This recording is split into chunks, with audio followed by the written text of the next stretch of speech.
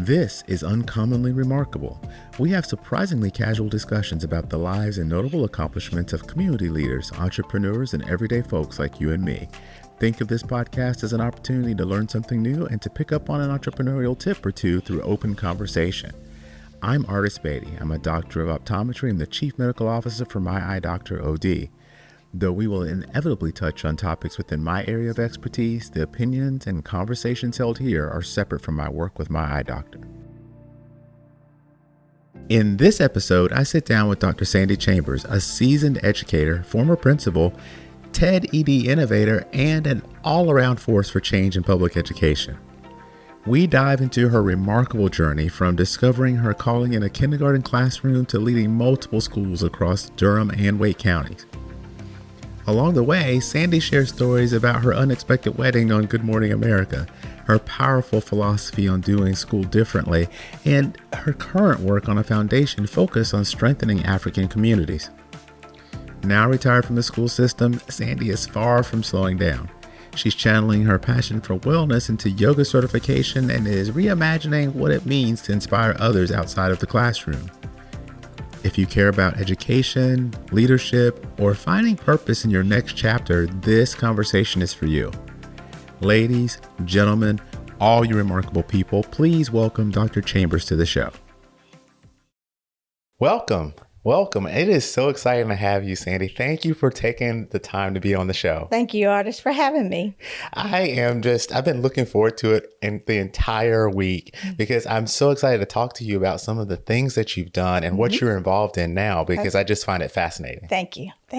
So let's start a little bit talking about where you are today, because you've been an educator for a career. Yes. And you recently got the opportunity to do some things outside of that. Yes. And so what are you doing now?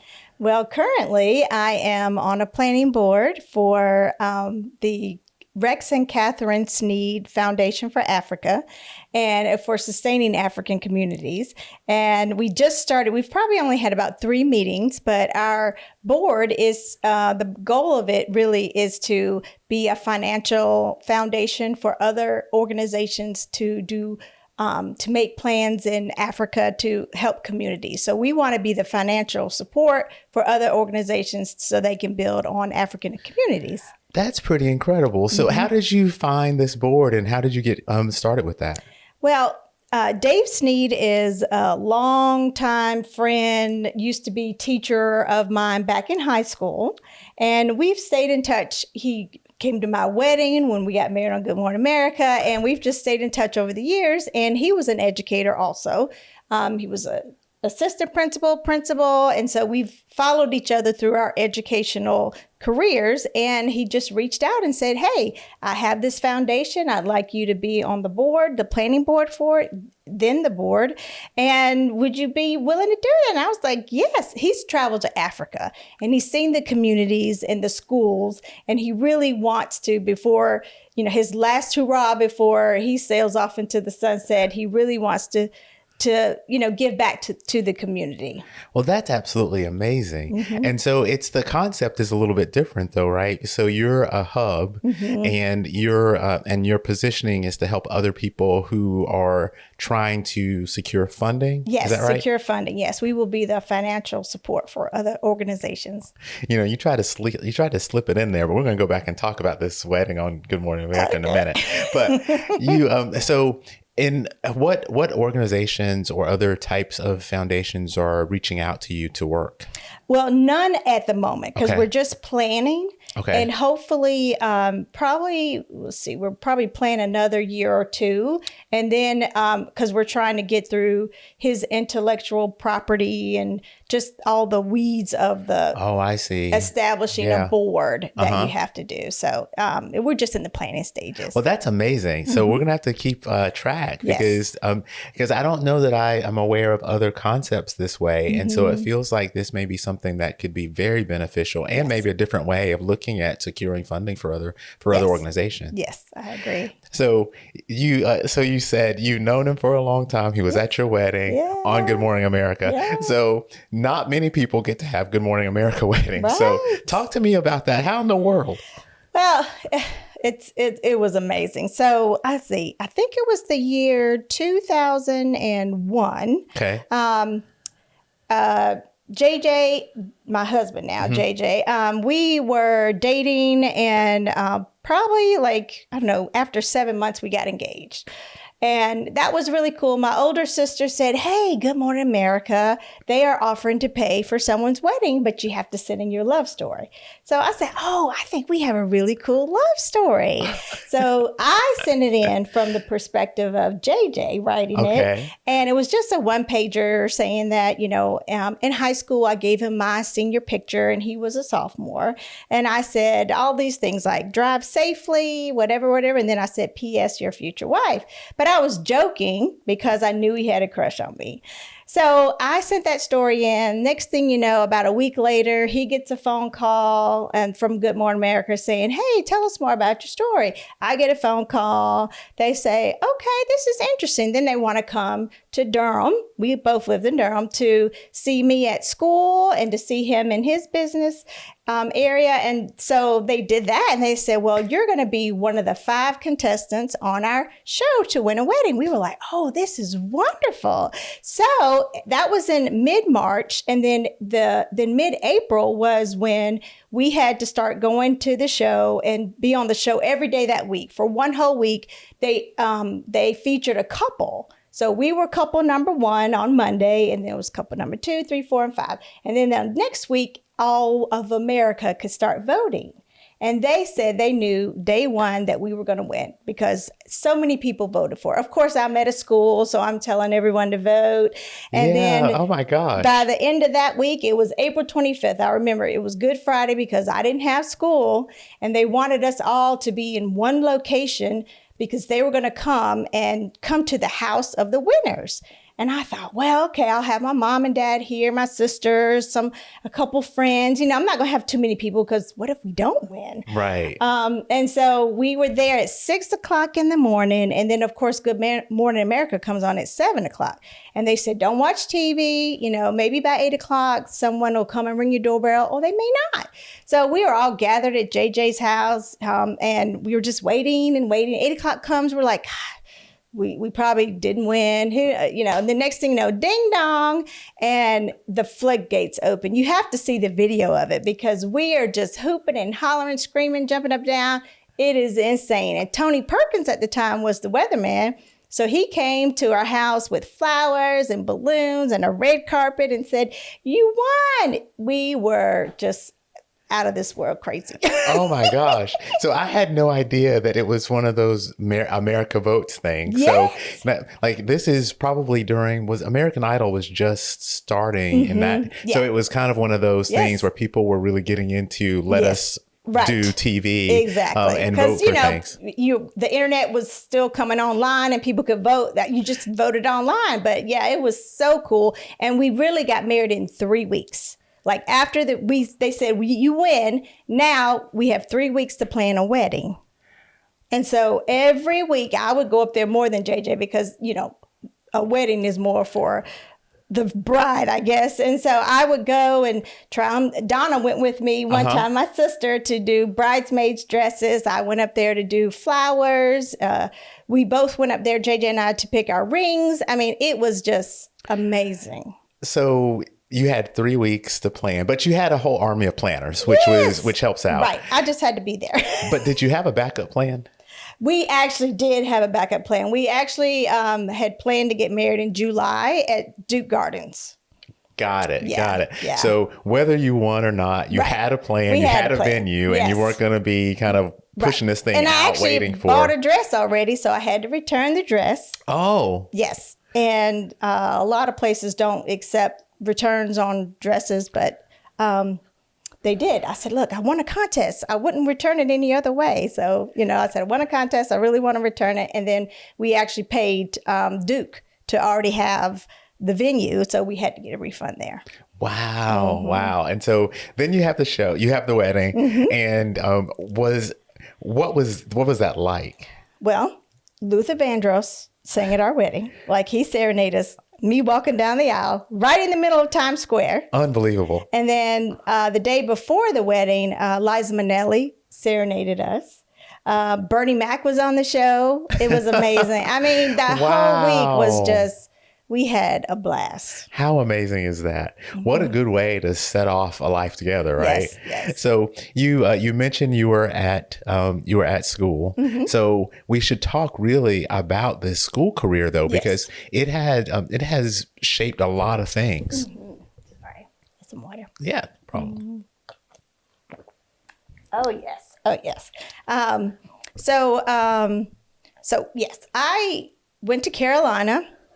You went to Carolina. Yes. Tar Heels. Oh, Everywhere. I'm hoping the Duke doesn't win the championship, just so you know. But I went to Carolina, and I actually graduated with a degree in speech communication. I didn't know what I wanted to do. I love the part of speech communications where you did a lot of acting. I'm more of the actor of the family. Yes, we all play the piano, but I'm more of the one who would play sheet music and popular music like Michael Jackson, Lionel Richie, not the classical that Lynn and Donna would play, my older sisters and younger sister. So I just said, I want to be an actress. I want to go out to California and New York. But then, you graduate and you're like, well, what am I really going to do? I have to do this by myself. So David Sneed, remember, he actually reached out to me and said, hey, I have a friend who's an educator that needs a teacher assistant. And I said, okay, well, I can't really find a job. And it was October by this time. I graduated in June. It was October. I will take a full-time job as a teacher assistant in the meantime while I'm trying to figure out my life. So that from October to June, I was a teacher assistant in a kindergarten classroom. Oh my gosh. And I fell in love with those kids and with just the whole profession of education. I said, well, I'm going to have to go back to school to get my teacher certification.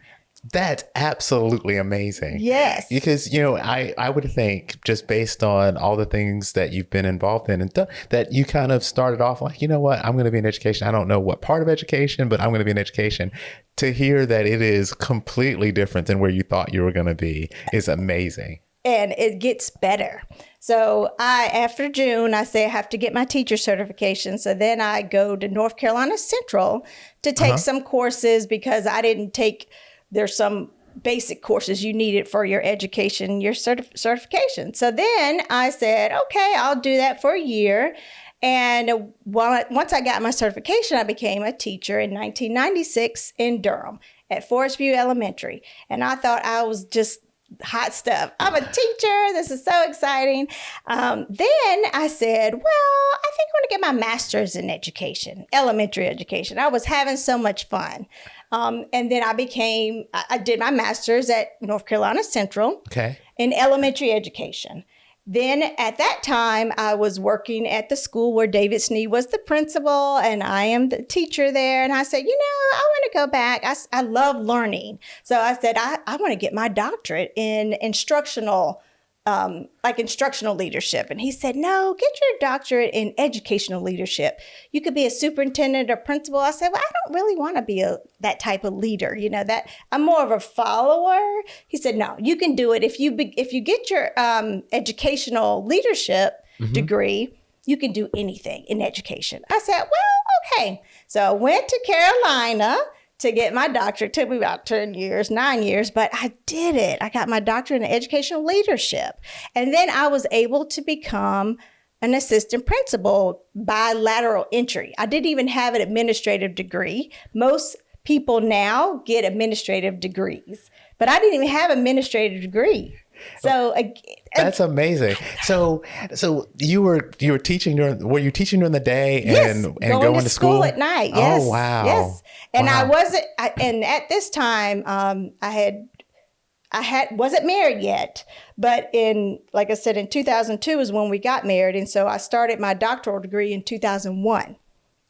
Wow. So you were then dealing with going to New York and teaching and getting ready to get married and having to deal with that show all at the same time. All at the same time. And then I get married, and then we have a daughter, she was born in 2004. So.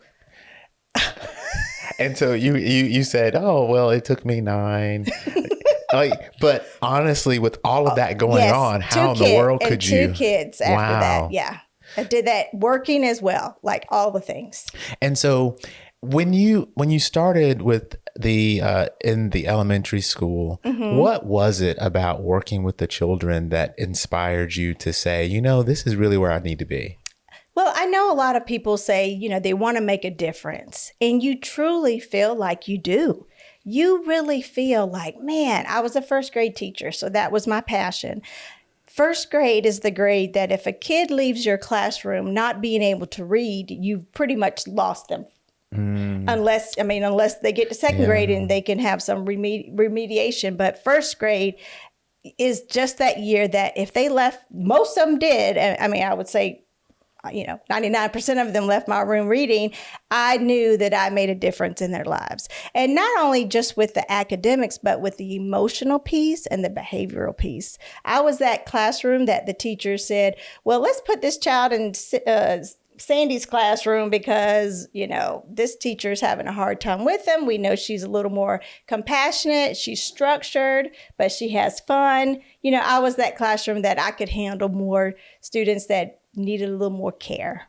Wow. And so when you, as you're going through with elementary, did you think you would stay in elementary education, or did you feel like there were other parts or I guess time periods during a student's educational career that you thought you could influence? I just loved elementary because to me, you're getting them young. That's when they're most impressionable. And I was in elementary. Like I said, I became an assistant principal. Well, after I became a teacher, I went into administration. Because David Sneed left and he said, well, I'm going to leave school, so why don't you be the principal at Southwest Elementary School? But I had to apply for it. I became a principal. I didn't really want to be a principal because, again, that's leading. And I said, I'm a good teacher. I'm at the teaching aspect, but I need to learn more. I just wanted more. Yeah. And how can I really impact a child's life? Like, what else can I learn to help the children grow even better? So I became an administrator, and it was a little stressful at first. I would have headaches all the time because I'm just trying to fix everything. Teachers come to you, and you felt like you just have to fix it. Then the opportunity came. I was pregnant with my second child. I was on maternity leave.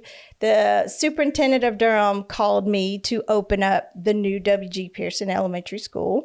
That was opening in Durham, and I was only a principal for 3 years. Wow. And that was an honor. Like, you don't really, after opening a new school, after being a principal for 3 years, that's really not heard of a lot. So he asked me to do that. And I thought, well, okay, fine. It's in Durham.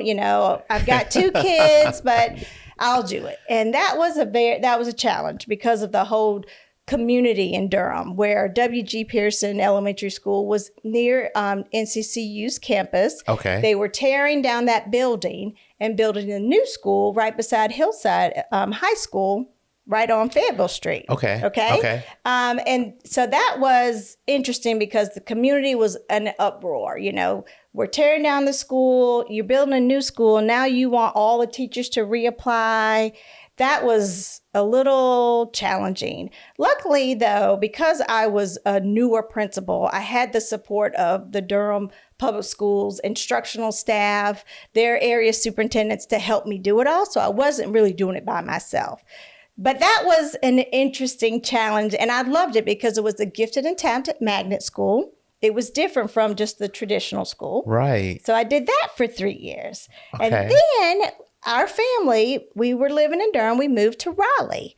And so I started, commuting back and forth, going to Raleigh from Durham and Raleigh. And that's when gas prices had shot up at that time. But my kids were staying with my mom and dad. They were babysitting them. So that was exciting for us because they were getting to know their grandparents, but also we could save a little bit on childcare. Then, unfortunately, my father passed away, and it was like, well, I've got to figure out something different. And this whole drive to Durham with my minivan and the gas was not cutting it. So I applied to Wake County Public Schools and became the principal at Briar Creek Elementary School. Oh my And gosh. that's a year-round school. So that was a new challenge for me, but that was an exciting challenge. And my 2 children were able to come to school with me there. Oh, no, that's pretty incredible. That's incredible. That's pretty incredible. They went there the whole time. Allison, she was there, my oldest daughter, and then Justin, my son, was able to come there. Did the other students know that your kids were there? Yeah, they did. How was that? Like when you have your children there and you're in charge of everybody making sure they learn what they're going to learn. How did that work for you? Well, it was tricky, but I had to be the model because other teachers had their children at school with them as well. Oh, and I see. I had in my handbook, I had this like policy for, teachers or staff with children at the school. How are we supposed to behave?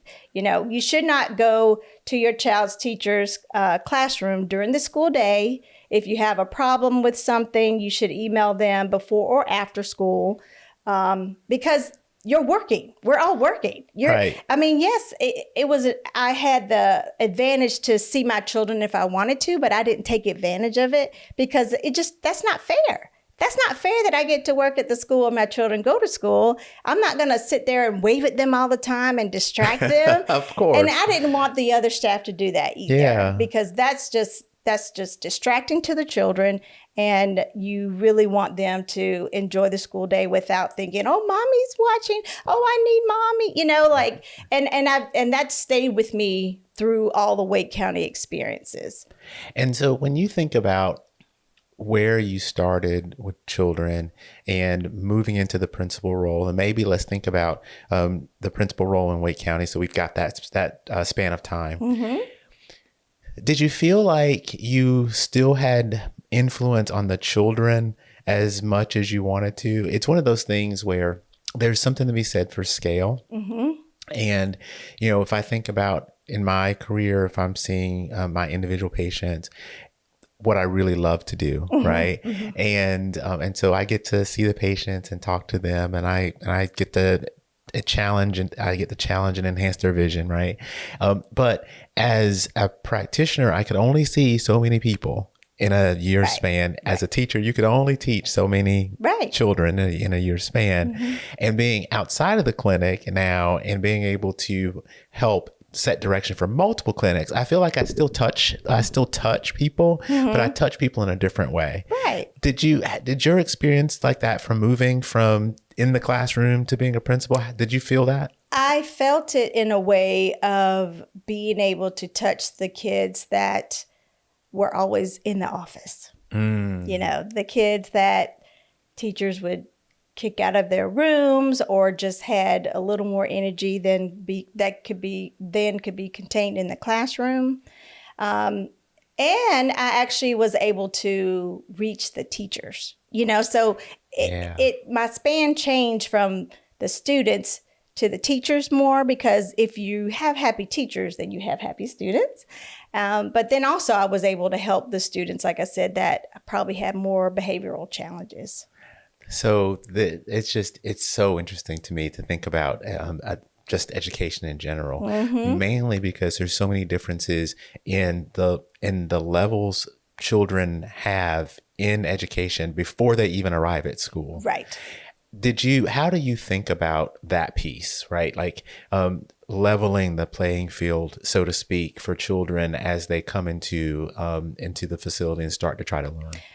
That is very important. The early years, children should be read to. They should be spoken with, have conversations. They should be taken on trips or go outside and walk and play. Parents have a lot to do before a child enters school, and they should take pride and priority in that. Because we would see some kids come to school and they didn't know their ABCs, they didn't know how to read. That's okay, but it does help if they have already had if parents had some exposure to the environment, this is grass, or this is a dog, or these are mountains, or let's read a book from left to right, and this is the cover and this is the back of the book.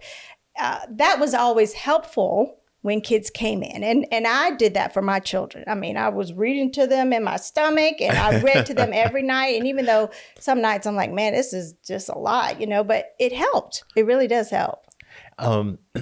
Because I think about Durham and Durham County, and then Wake County, and there are large ranges of opportunities in the county, Yes. right? Yes. And so it ranges from very, very affluent to really in need of some help. Yes. And so in a magnet school, maybe not the same type of mix as going into a true public school through traditional distribution, right?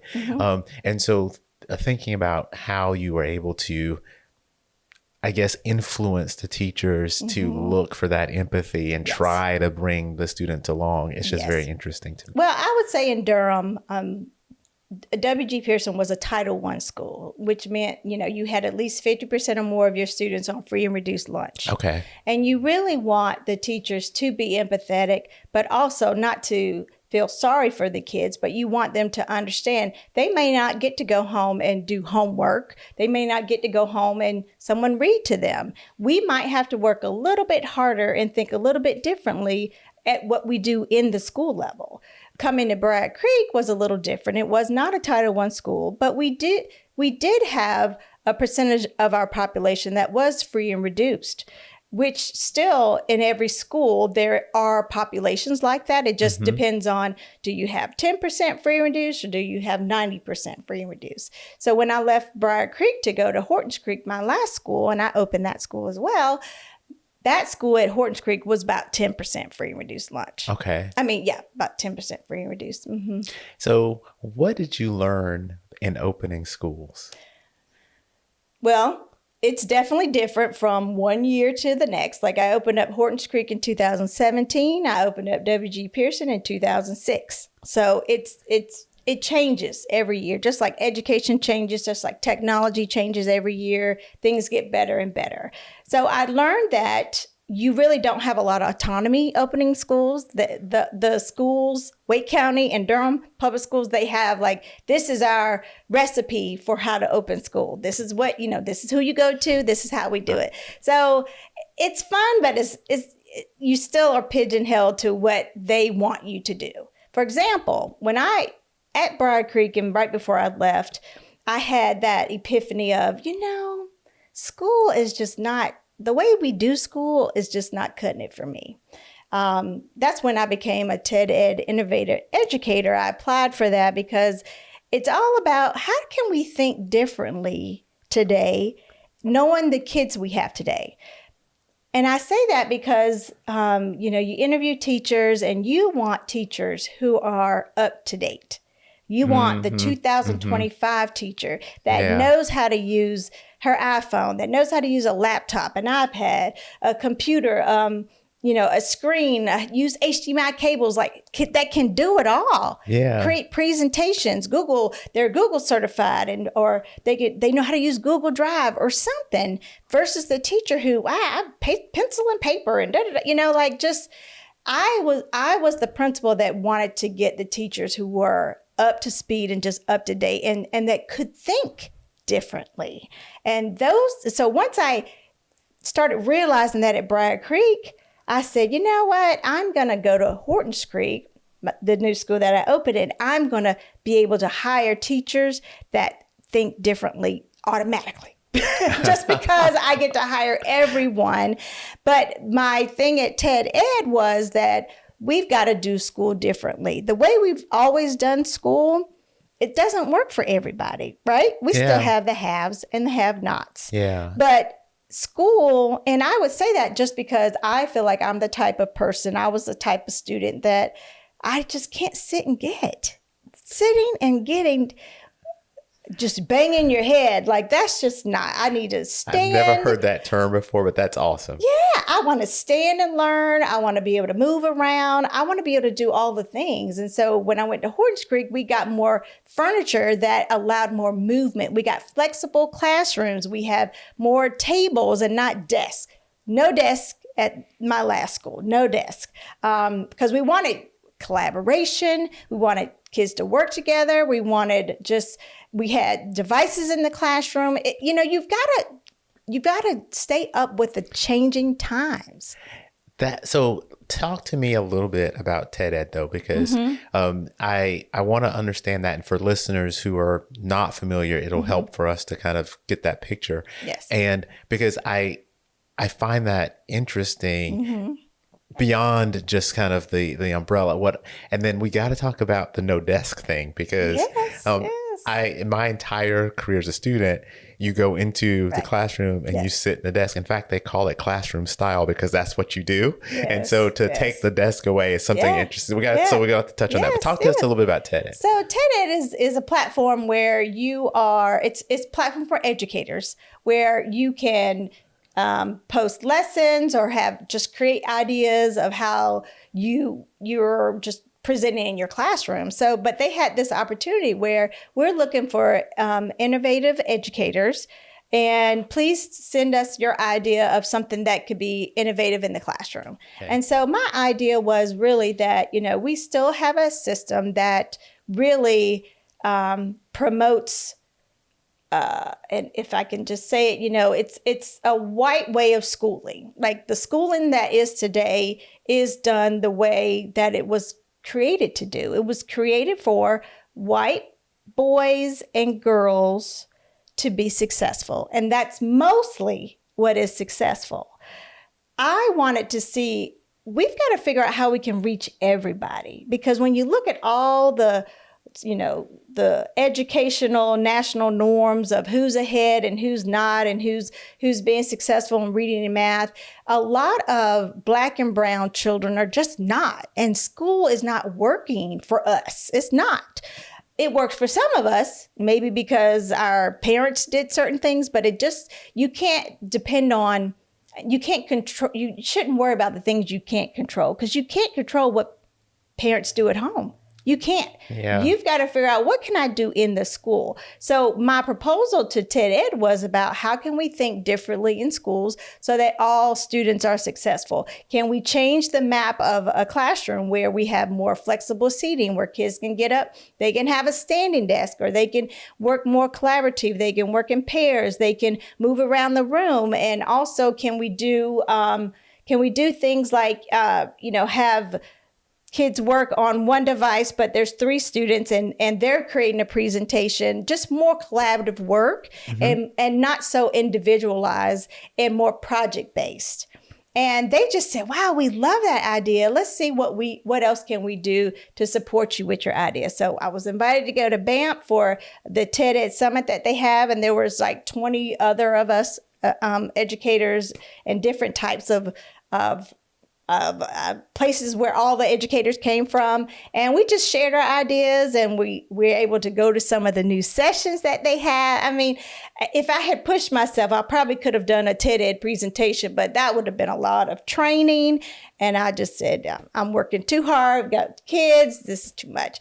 But yeah, that's kind of the whole TED Ed experience. It was really just an amazing innovation time in my life, and and kind of gave me confidence into going into my new school. How could I continue the thought of doing school differently? And how can I get some evidence from that?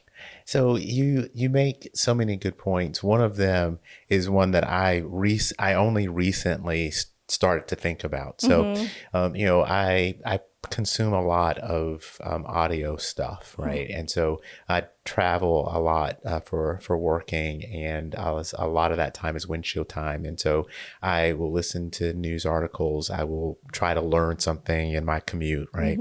And one of the things that I most recently listened to was an article that was discussing the military and so Army and Navy specifically, and that the number of recruits that are coming into both the Army and Navy are very, very low.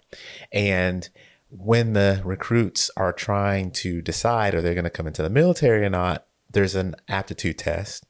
And a lot of people were being eliminated who wanted to serve because they could not pass the aptitude test. Right. And so you start to think, well, why can't they pass the aptitude test? And the article goes on to talk about the fact that first and sometimes second generation immigrants speak 2 languages. And so to your earlier point about parents reading to them, they may have read to them in the native language and not in English. Right. And so when they go and take an aptitude test, they have a hard time because the test is written in English. Yes. And it had an overwhelming effect on brown and black people who wanted to be part of the military. And I've never actually kind of thought about those things together, because if you grew up like we grew up, right? We went into the educational system and we did absolutely fine in the educational system. So when you do well, you don't realize that the educational system may not be for everybody. You kind of look at people and go, how come you didn't do well? But it's so interesting to hear you say it, because it's bringing back the remembrance. But I did well, and my sisters did well, because we were brought up and raised to blend in. And we like go to school, listen to your teachers, don't create a fuss, and do what you're supposed to do. So we were brought up to look like everybody else and be like everybody else, and so of course we worked our hardest to do that. And not saying that we didn't, not pass a test here and there, but that was our goal, because that was our parents' goal. I think nowadays, and that was what we were 1970s. You were born really, we were raised really not to see color, because they didn't want any attention drawn to us separately. But now you should be raised to see color. You should see color because you want people to value you for who you are. That doesn't mean that you're less than anybody else. But what I want people to understand is all of these tests, who created these tests?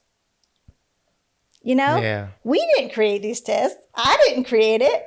My ancestors didn't create it. And so all of these standardized tests, the SAT and the ACT and the EOGs, EOCs, they're created by mostly white people so that you can be successful at that standard. It's a very, very interesting concept that it's hard to explain, because I've always done well with standardized tests. Yes. I've never had a problem. Right. And so to your point, my upbringing was everybody's everybody. Yes. And there really wasn't any emphasis on race or color. Right. And being involved in school as a student, and you're in class and you're doing the same things, it never felt like an issue. Right. But as time has gone on, there has been, intentional or not, a lot of emphasis on backgrounds and where you come from. And there's been, I think, more of a return to thinking about what did my ancestors, or what did my great grands, or what did they go through? And it changes kind of the way people perceive their present day. Yes. And it does change how people relate to things that come up in standardized tests. By the way, not having any children, I had no idea that there were schools that did not require the standardized testing for SAT and ACT. I did not know that in the application process until very, very recently. Yes, I know. And what I will say too is that one of the other ideas that I had about doing school differently, that when kids are learning, say they're learning about the environment, it's more or less when you have a diverse classroom, and kids have traveled and some haven't traveled, you're bringing in different perspectives. You're bringing in the relevance of this standard. And that's what we've been missing a long time ago as well, is why do I have to learn this, right? Like you go to school, your parents said, go to school because I said so. And that's what my parents said. But the reason why kids don't like school is because they don't understand the relevance of school, what they're learning in school. And so again, with TED Ed and just my new foundation of how can we do school different, let's make sure our kids, this is your standard that you have to teach, but help them understand, how is this relevant and important to me? Why do I need to know this? And one thing I tell teachers that I interview and teachers that I work with, that I truly believe that if we back in the day had started telling all of these students why you are learning this particular standard, we would not have so many homeless people, because they would know what, I mean, how many times when you were in school did people, I don't know why I have to do this. I'm never going to use this ever, ever. Actually, most of the things you will use, but not in the way you think you would use it. And it's just, how is this important to me? Why do I need to know this when I leave Hortons Creek Elementary School or Briar Creek? Why do I need to know this when I leave Leesville High School?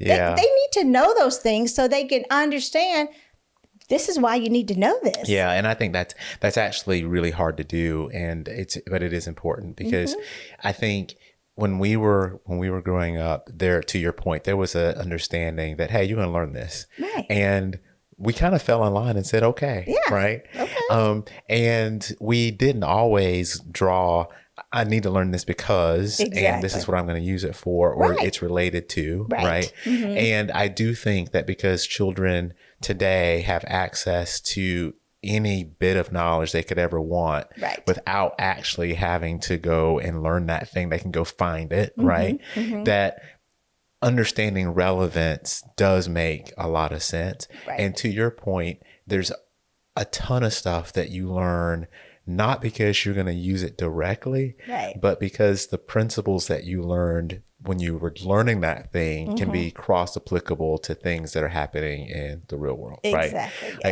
Yes. Like there's very few times that I go, that I think to myself, wow, I'm going to set up a complex calculus equation. Yes. And I want to solve that thing, like there's very rarely that I need to think about a fallen body problem. Right. But you learn to think logically through problems because you learn how to solve those. And so the principles that you learn, and that sneaks in there. You don't really know that's what happened. Right. But it is part of the development of the brain itself when you're trying to figure out how to logically make it from one thing to another or tie relevance together. Correct. Yep.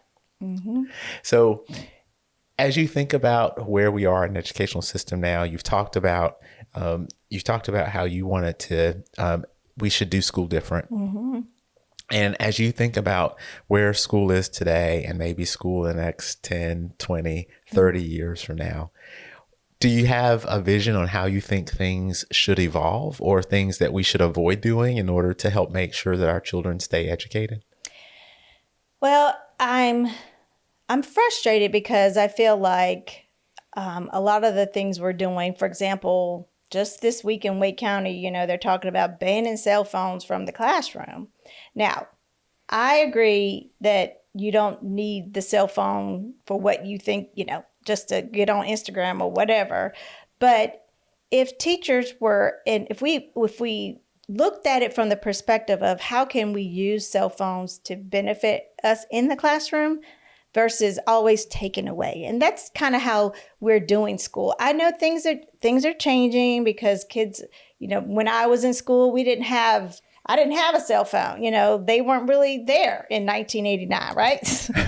And I know it's different, but I feel like all we do is take away from the kids now. And that's why kids hate school. They don't want to go to school. They don't see the relative. If you're going to take my phone that I have on me 24/7 just so I can learn what you have to say and you don't tell me why, it's like we're just fighting against kids to fight. Like we're not listening to them. I don't know. I think that was a while ago when the cell phones started coming out and teachers would get all these pockets of shoe rack to put all the phones in so the kids wouldn't be on them. But now they're saying they're distracted in the room. But I would say my child would have a phone in school. Keep it in your backpack because I want to know where you are. If you got on the bus, I want to know. It's for safety reasons. Yeah. But the high schoolers I know are the tricky part. They're the ones that keep their phones on them. You want to do all the things, whatever.